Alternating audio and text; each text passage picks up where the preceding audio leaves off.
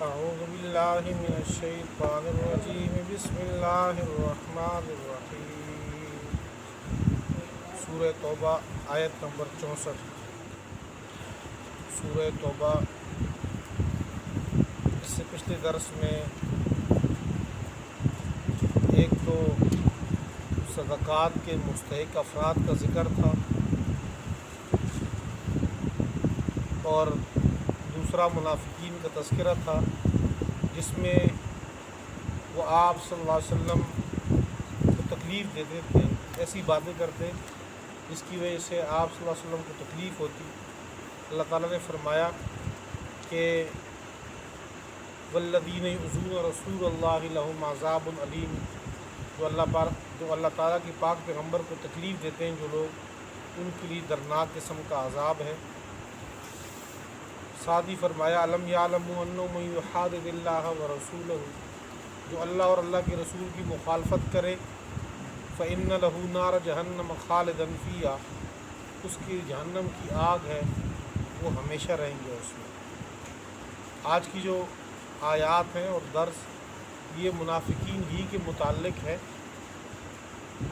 بہت تفصیل سے غزوہ تبوک کے متعلق منافقین کا تذکرہ ارشاد فرمایا ہے، اور غالباً جو آخری صورت نازل ہو رہی ہے قرآن پاک کی ان میں سورہ توبہ ہے۔ اس کے بعد مکمل اس طرح بڑی صورت کوئی نازل نہیں ہوئی، تو اس میں کھول کے منافقین کے جو اقوال ہیں ان کو ذکر کیا اللہ تعالیٰ نے۔ یحذر المنافقون ان تنزل علیہم سورۃ،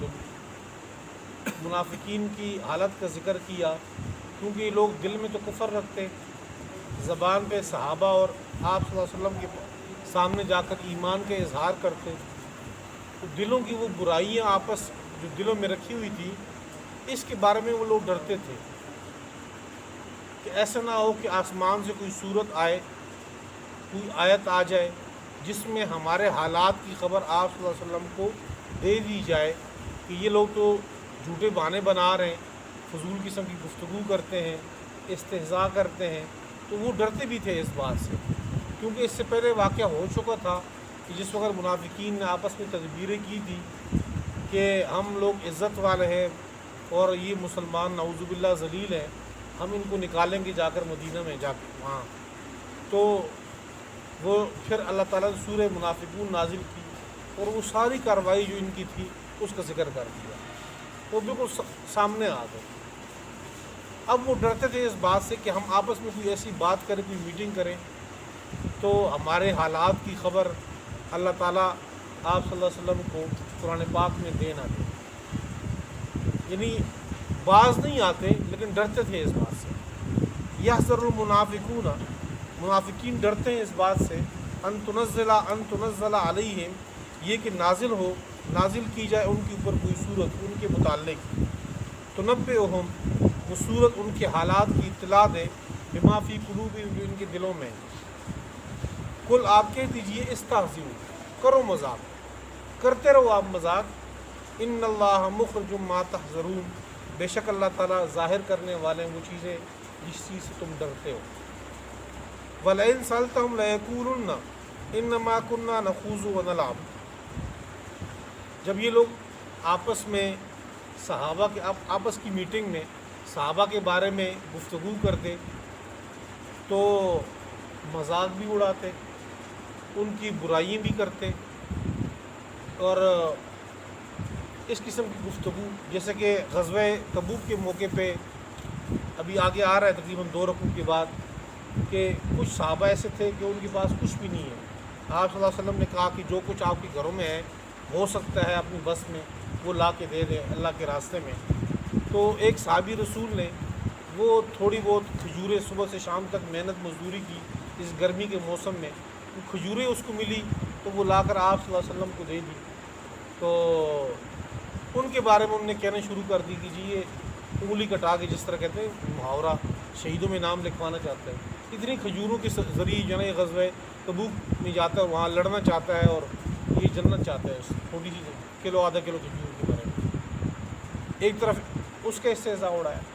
دوسری طرف سے جو صحابہ بڑے امیر تھے جب وہ اب زیادہ لے کر آتے تو ان کے بارے میں یہ کہتے کہ یہ لوگ جی اپنی مال کی مشہوری چاہتے ہیں، اس لیے اتنا زیادہ دے رہے ہیں اللہ کے راستے میں. تو نہ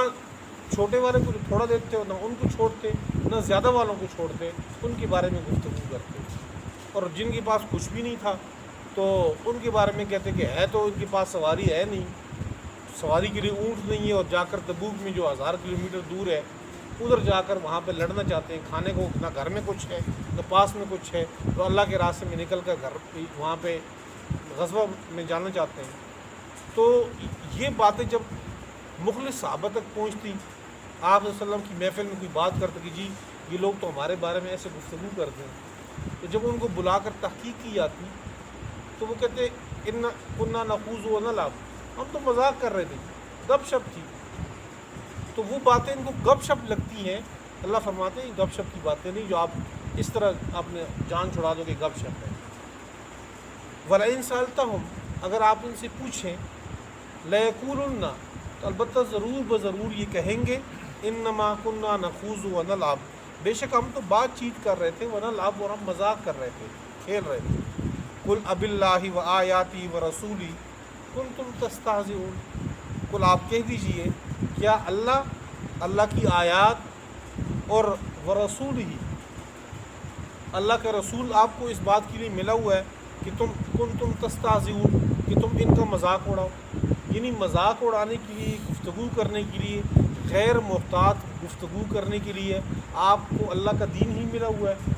آپ کو اللہ کی آیات ہی ملی ہوئی ہیں، آپ کو رسول اللہ صلی اللہ علیہ وسلم کی ذات ملی ہوئی ہے، تو ان کے بارے میں آپ غیر محتاط گفتگو کرو. تو تم تستہزئون، جیسے کہ کل کے میرے خیال سے کل یا پرسوں کا بیان ہے خواجہ آصف صاحب کا کہ جی مندر کے معاملے میں جو اسلام آباد میں تعمیر ہو رہا ہے اس کے بارے میں اس نے گفتگو کی ہے کہ اللہ کے ہاں تو سارے دین برابر ہیں، نہ اسلام کو کوئی فوقیت ہے، نہ مسجد کو مندر کے اوپر کوئی فوقیت ہے. تو اس قسم کی گفتگو کرنا کہ جب آپ کو ایک چیز کا علم نہیں ہے، غیر محتاط گفتگو، تو یہ غیر محتاط گفتگو انسان جب یہ مذاق اڑاتا ہے، جس کو اللہ کہہ رہے ہیں کہ آپ مذاق اڑا رہے ہیں، تو جب اللہ کا کوئی مذاق اڑائے، اللہ کی آیات کا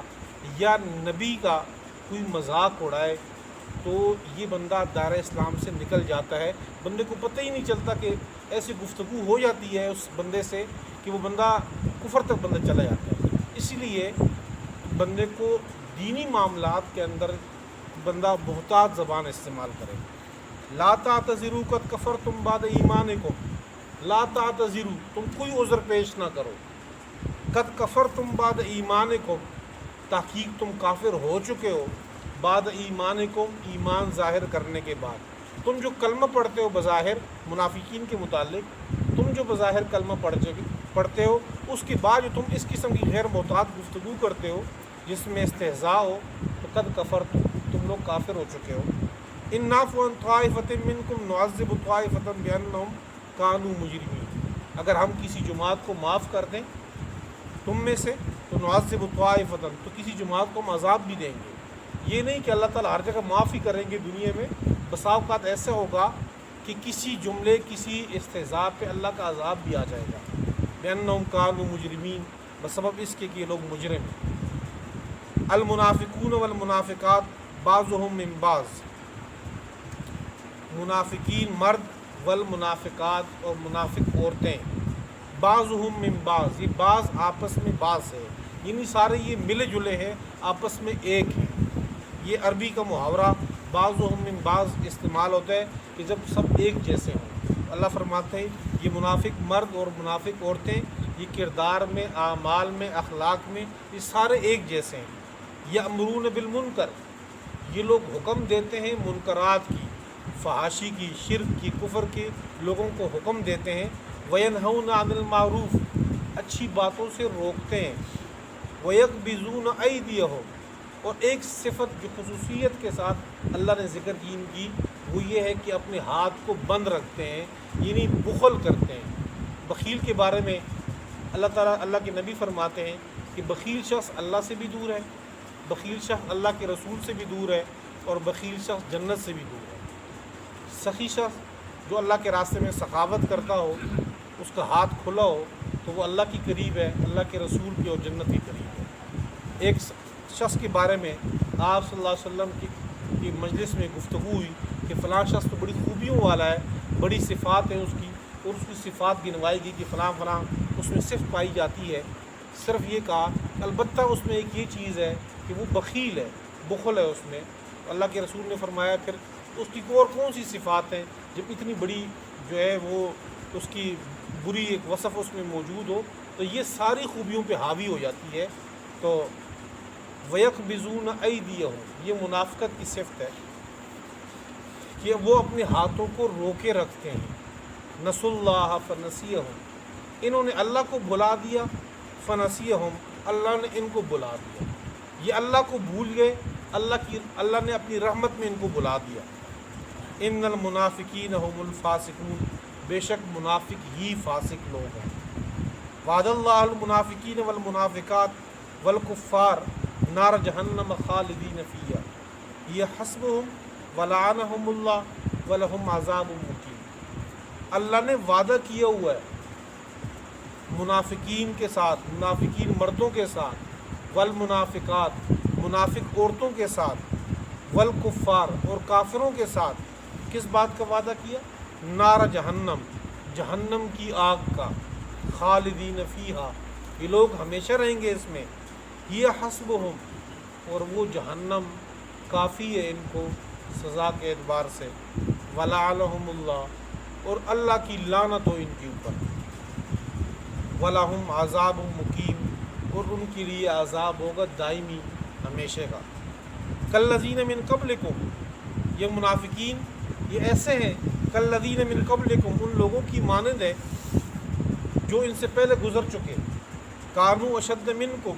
क़ुव्वतन व अक्सर अम्वालन व औलादन। अल्लाह ताला फरमाते हैं कि ये जो अब की जो इस उम्मत की जो मुनाफिक है, इससे पहले जो मुनाफिक गुज़रे हैं, उससे पहले जो लोग गुज़रे हैं, अल्लाह ताला ने उनको क़ुव्वत भी ज़्यादा दी, जिस्मानी एतबार से क़ुव्वत, माली लिहाज से क़ुव्वत, औलाद के लिहाज से कसरत, यानी क़ुव्वत की जितनी चीज़ें बंदा समझता है अल्लाह ताला ने उनको ज़्यादा दी, वाफिर मिक़दार में दी थी उन लोगों को। जिस तरह कौम आद की जिस्म और बॉडी, इसकी तारीफ़ खुद अल्लाह फरमाते हैं, अल्लती लम युख़लक़ मिस्लुहा फ़िल बिलाद। अल्लाह कहते हैं इस जैसे लोग तो मैंने कभी पैदा ही नहीं किए पहले, और न फिर कभी बाद में उस तरह के लोग आए हैं। अल्लाह ख़ुद उनकी तारीफ़ उनकी जिस्मानी साथ ही करते हैं। और माली लिहाज से कारून की मिसाल आपके सामने है। इन्न कारून कान मिन कौमी मूसा फ़बग़ा अलैहिम, ये 20वें सिपारे में कुरान पाक की पूरा सूरत है इसके मुताल्लिक़ कि अल्लाह ताला फरमाते हैं कि अल्लाह ताला ने उनको इतने ख़जाने दिए थे, इतना माल दौलत दी, लतनू बिल उस्बति उलिल कुव्वा, कि मर्दों की एक बड़ी जुमात उसकी चाबियाँ जो वो उठाने से आजिज़ आती, थक जाती थी। मतलब ख़जाना उठाने से नहीं, ख़जाने के जो ताले लगते थे उन तालों की जो चाबियाँ थी वो इतनी ज़्यादा होती कि उस वो उठाने से वो आजिज़ होते। तो अल्लाह ताला ने माल दौलत कितना दिया होता। तो अक्सर औलादा, अल्लाह ताला ने औलाद की भी कसरत दी, लेकिन जब उनका हशर हुआ तो ये तो किसी खाते में नहीं। ये लोग फस्तमताऊ बिखलाक़िहिम, उन लोगों ने खूब फ़ायदा उठाया, बिखलाक़िहिम, अपने हिस्से से, दुनिया में अपने हिस्से से उन लोगों ने फ़ायदा उठाया। फस्तमतातुम बिखलाक़िकुम, बस तुम लोग भी फ़ायदा उठा लो अपने हिस्से का। कमस्तमता, ऐसे उठाओ जैसे कि खूब फ़ायदा उठाया था मिन क़ब्लिकुम, आप लोगों से, तुम लोगों से पहले, बिखलाक़िहिम, अपने हिस्से का। वख़ुज़्तुम कल्लज़ी ख़ाज़ू, और तुम भी घुसते हो उन बातों में, कल्लज़ी ख़ाज़ू, जैसे कि वो घुसे थे इस्तेज़ा वग़ैरह में। उलाइका हबितत आमालुहुम, ये वो लोग थे कि उनके आमाल ज़ाया हो गए दुनिया में और आखिरत में। व उलाइका हुमुल ख़ासिरून, और यही लोग ही नुकसान उठाने वाले हैं। अलम यातिहिम नबउल्लज़ीना, क्या इन लोगों के पास इत्ला नहीं आई, ख़बर नहीं आई उन लोगों की जो इनसे पहले गुज़रे थे, यानी कौम नूह की, कौम आद की, कौम और समूद की, आद और समूद की और कौम नूह की, उनको ख़बर नहीं आई। व कौम इब्राहीम, और हज़रत इब्राहीम अलैहिस्सलाम की कौम की, व अस्हाब मदियन, और मदियन वालों की, वल मुतफ़िकात, और उल्टी हुई बस्तियों की, वो बस्तियाँ जिनको अल्लाह का अज़ाब आया और अल्लाह ताला ने बिल्कुल वो बस्तियाँ उलट दी, तबाह कर दी। क्या उनकी इत्ला इनको नहीं आई जैसे कि कौम लूत वग़ैरह थी। अततहुम रसुलहुम बिलबय्यिनात, उनके पास आए थे पैगम्बर बिलबय्यिनात, दलाइल लेके। फ़मा कान अल्लाहु लियज़लिमहुम, بس اللہ تعالیٰ نے ان پر ظلم کوئی نہیں کیا، ولیکن کانوا انفسہم یظلمون، لیکن یہ لوگ اپنے اوپر خود ظلم کرتے تھے۔ یذون ایدیہم، ان کے بارے میں پوچھ رہے ہیں کہ کوئی حد ہے اس کی کہ بھئی بندہ کہہ سکے کہ اس حد میں بندہ ہاتھ کھولے رکھے اور ہاتھ بند کر دے۔ سورہ اس میں بنی اسرائیل میں 15 سے پارے میں اللہ تعالیٰ نے ولا تبذر تبذیر، وہاں پر لفظ ہے کہ آپ اللہ کے راستے میں یعنی کہ آپ نہ تو بخل کرو اور نہ اتنا کھلا خرچ کرو کہ فتح کو جب مضموم مغزورہ ہے کہ آپ پھر مذمت کرتے ہو اپنے آپ کی، یعنی کہ بالکل سارا اللہ کے راستے میں مال لوٹاؤ پھر لوگوں سے مانگو گے آپ، اتنا بھی نہ ہو، لیکن اتنا بھی نہ ہو کہ بخل کرو آپ، درمیان راستہ اعتدال کے چل رہا ہے۔ اب یہ بھی نہ ہو کہ بندے نے سوچا ہو کہ بھی اگلے سال میں کیا کروں گا، میرے بچے جب بڑے ہوں گے تو پھر کیا کھائیں گے، تو اس وقت سے پہلے بندہ، ابھی جو قربانی آ رہی ہے تو قربانی کے اندر ہر بندہ،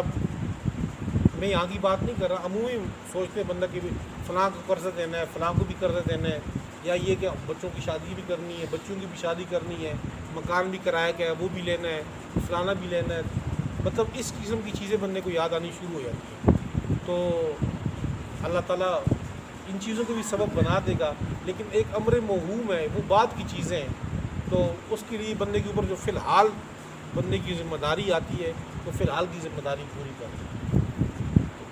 یعنی کل کیا ہوگا وہ تو اللہ زیادہ بہتر جانتا ہے، اس کے بجائے آج ہی بندہ جو ہے وہ اپنی زندگی میں، آپ دیکھ لیں ہمارے آباء و اجداد کدھر چلے گئے سارے،